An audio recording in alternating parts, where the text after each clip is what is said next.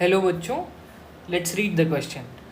2 meter cube volume of a gas at a pressure of 4 into 10 raised to power 5 Newton per meter square is compressed adiabatically so that its volume becomes 0.5 meter cube. Find the new pressure. Compare this with the pressure that would result if the compression was isothermal. Calculate the work done in each process and the gamma is given as 1.4. तो आइए सबसे पहले इसमें की concept देखते हैं. Question में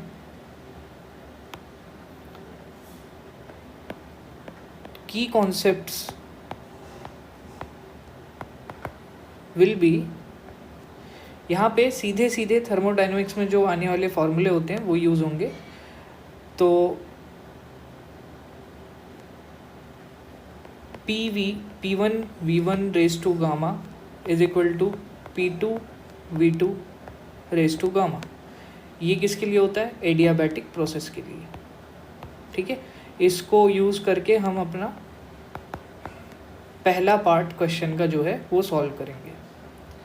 फिर आ जाएगा P1 V1 is equal to P2 V2. ये आ जाता है आइसोथर्मल प्रोसेस के लिए. इसको यूज़ करके हम दूसरा पार्ट सॉल्व करेंगे कि अगर प्रोसेस आइसोथर्मल होगा तो फाइनल प्रेशर क्या होगा. देन फिर इसमें आ जाएंगे वर्क डन के फॉर्मूले. तो एडियाबैटिक के केस में जो वर्क डन का फॉर्मूला होता है वो है P1 V1 minus P2 V2 upon gamma -1.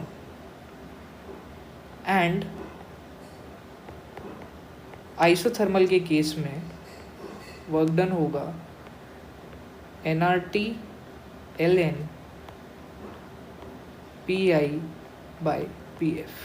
Pressure के टर्म्स में मैं ये फार्मूला लिख रहा हूँ, ये वाला फार्मूला हम इस्तेमाल करेंगे. तो आइए 1 by 1 देखते हैं कि कैसे हम प्रोसीड करने वाले हैं.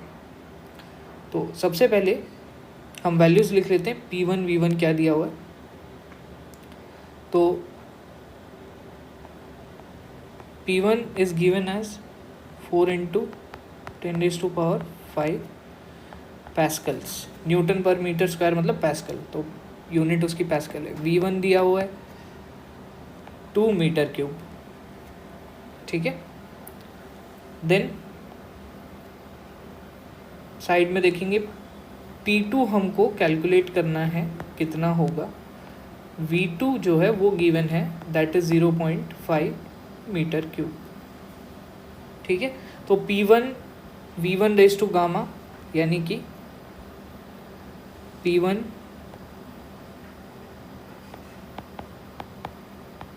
Into V1 raise to gamma यानी कि 2 raise to 1.4. Gamma is 1.4 question में दिया हुआ है. एंड P2 इंटू 0.5 यानी 1/2, तो 1/2 इंटू 1.4. अब इसको जब हम सिंप्लीफाई करेंगे तो यहाँ से मेरा P2 जो है वो निकल कर आ जाएगा. P2 is equal to 4 into 2 raise to power 2.8. इसको थोड़ा क्लियरली लिख देते हैं. 2 raise to power 2.8 into 10 raise to power 5 newton per metre square. ये आ गया मेरा प्रेशर. अब समझने वाली बात ये है कि इसमें 2 रेज टू पावर 2.8 को हम हाथ से तो कैलकुलेट नहीं कर पाएंगे, बट उसकी वैल्यू अगर कैलकुलेटर से कैलकुलेट करेंगे तो 6.96 आती है. तो ये वैल्यू हम यूज़ भी कर सकते हैं, और अगर 2.2 रेज टू 2.8 को हम ऐसे भी छोड़ना चाहें तो ऐसे भी छोड़ सकते हैं.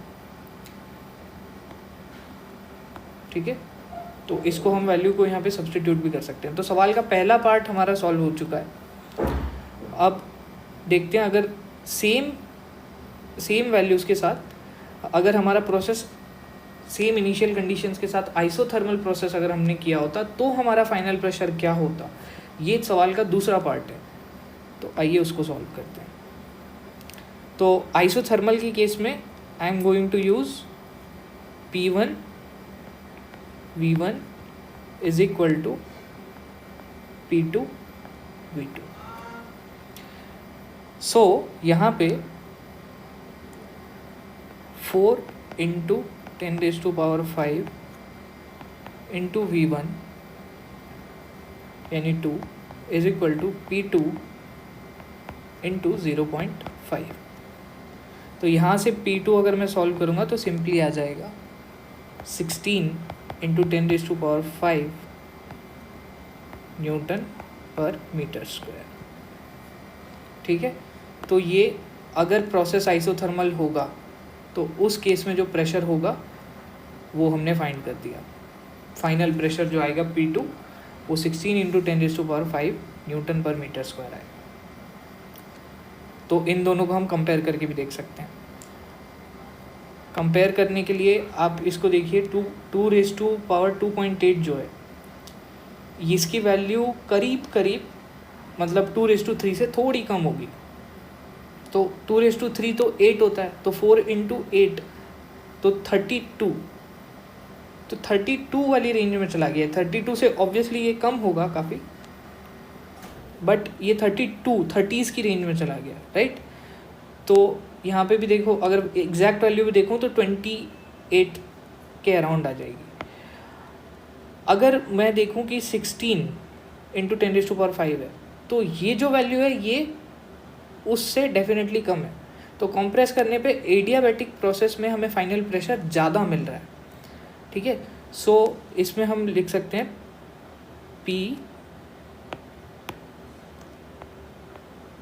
P2 adiabatic is greater than P2 isothermal. ठीक है, अब दोनों ही प्रोसेस में हमें वर्क डन भी निकालना है, तो वर्क डन की तरफ जाते हैं.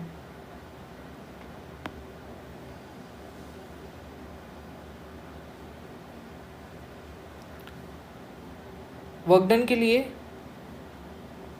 एडियाबैटिक के केस में मेरा फॉर्मूला हो जाएगा P1 V1 minus P2 V2 divided by gamma -1. तो इसमें जब मैं वैल्यू सब्स्टिट्यूट करूँगा और सिंप्लीफाई करूँगा तो मुझे 8 into 10⁵ minus 13.92 into 10⁵ divided by 1.4 -1. अब ये जो आएगा ये सिंप्लीफाई करने के बाद आ जाएगा -14.8 into 10⁵ joules. Negative work done है क्योंकि हम यहाँ वर्क डन बाय सिस्टम निकाल रहे हैं. ठीक है, और सिस्टम को कॉम्प्रेस किया हुआ है. तो ये भी हमारा आंसर आ गया. एडियाबैटिक के केस में हमारा वर्क डन आ गया. आइसोथर्मल के केस में हमारा वर्क डन निकालते हैं. आइसोथर्मल के केस में वर्क डन आ जाएगा nRT ln PI by PF यानी कि P1/P2. अब ये जो nRT है आइसोथर्मल के केस में हमें पता है टेम्परेचर तो कांस्टेंट होगा, तो इसका मतलब, और PV is equal to nRT. मुझे आइडियल गैस इक्वेशन पता है PV is equal to nRT. ये आइडियल गैस इक्वेशन, तो इसका मतलब P1 V1 is equal to P2 V2 ये आइसोथर्मल के केस में होता है, और मैं डायरेक्टली P1 V1 की वैल्यू यूज़ कर सकता हूँ. तो यानी कि जो मुझे प्रेशर और वॉल्यूम की वैल्यूज़ दी हुई हैं तो nRT की जगह पे मैं P1 और V1 का प्रोडक्ट यूज़ कर सकता हूँ, राइट. तो यहाँ पे मैं डायरेक्टली लिख सकता हूँ 8 इंटू 10⁵ इंटू ln प्रेशर्स का P1/P2 अगर मैं लूँगा तो प्रेशर का जो रेशियो आएगा आइसोथर्मल वाले केस में वो 1/4 आ जाएगा. ठीक है, तो इसको अगर मैं सिंप्लीफाई करूँगा तो ये आ जाता है, यहाँ पे 4⁻⁻1 है 8, तो ln को मैं लिख सकता हूँ 4⁻⁻1 एंड देन -1 वहाँ पे जंप करके आ जाएगा नेगेटिव साइन, तो -8 × 10⁵ इसको मैं 2 स्क्वायर भी लिख सकता हूँ, तो 2 भी जंप करके वहाँ आ जाएगा। एंड देन फाइनली ln2 की वैल्यू हमें हमेशा पता होनी चाहिए, इट इज़ 0.69। ln2 हमारा होता है 0.69, तो ये वैल्यू मैं यूज़ करके यहाँ पे जब कैलकुलेशन परफॉर्म करूँगा तो -11.04 × 10⁵ जूल्स, ये मेरा आंसर आ जाएगा फाइनल, जो कि एडियाबैटिक से मैग्नीट्यूड में कम है। नेगेटिव वर्क डन है बट मैग्नीट्यूड में कम है, तो आइसोथर्मल वाले केस में वर्क डन यहाँ पे मैग्नीट्यूड में कम है। बट अगर वैसे वैल्यू वाइज देखा जाए तो, बट वैल्यू वाइज हम कंपेयर करेंगे नहीं, क्योंकि नेगेटिव साइन है। नेगेटिव साइन यहाँ पे खाली इंडिकेट करता है कि वर्क डन किस पे हुआ है, सिस्टम ने किया है या सिस्टम के ऊपर हुआ है, ठीक है। तो इसमें हमें चारों ही पार्ट्स मैंने कर दिए, एक बार समराइज़ कर देता हूँ। हमने फाइनल प्रेशर निकाल लिया एडियाबैटिक प्रोसेस में, फाइनल प्रेशर निकाल लिया आइसोथर्मल प्रोसेस में, देन हमने वर्क डन निकाल लिया एडियाबैटिक प्रोसेस में, एंड देन हमने वर्क डन निकाल लिया आइसोथर्मल प्रोसेस में। I hope you understood it well.